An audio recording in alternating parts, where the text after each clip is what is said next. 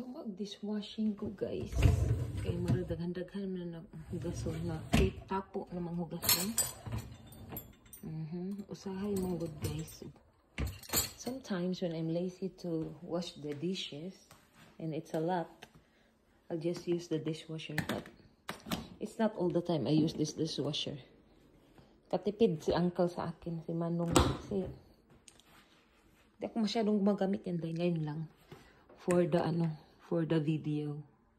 Okay, that's 3 hours. Let's put this in 70. So 2 hours and 20 minutes. And then I'll press start.